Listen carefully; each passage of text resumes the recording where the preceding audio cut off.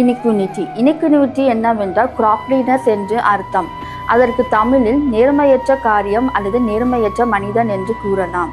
அதற்கு எபிரேய மொழியில் ஏவன் என்று கூறுகிறார்கள். சந்தர்ப்ப சூழ்நிலையில் ஒரு முறை நேர்மையற்ற காரியத்தை செய்த தாவீது ராஜாவை பற்றி தான் நாம் பார்க்க போகிறோம்.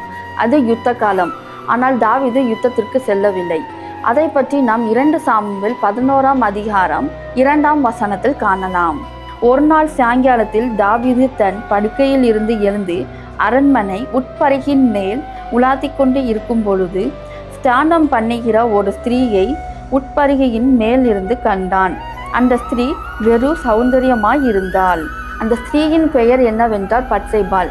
பத்சேபாளின் மேல் ஆசை கொண்ட தாவீதினால் அவள் கர்ப்பவதி ஆனாள்.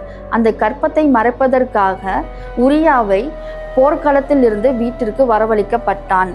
ஆனால் அங்கு நடந்தது வேறு. உத்தம ஊழியனாகிய உரியா தன் வீட்டிற்கு செல்லவில்லை என்ற செய்தியை கேட்ட தாவீது ராஜா அவனை மீண்டும் போர்க்களத்திற்கு அனுப்பிவிட்டான். அவன் கையில் ஒரு கடிதத்தையும் கொடுத்தான். இதன்படி உரியா எதிரிகளால் வெட்டுண்டு மாண்டு போனான். இந்த நிகழ்வில் இருந்து தாவீது தம் ராஜ்ய பதவியை தவறான முறையில் பயன்படுத்தியதை நாம் காண முடியும். பின்பு நாத்தான் தீர்க்கதரிசியின் மூலமாக தன் பாவத்தை உணர்ந்து ஆண்டவரிடம் தன் பாவத்தை கழுவும்படி அழுது புலம்பினதை நாம் சங்கீதம் 51ஆம் அதிகாரத்தில் குறிப்பாய் 4ஆம் வசனத்தில் காணலாம்.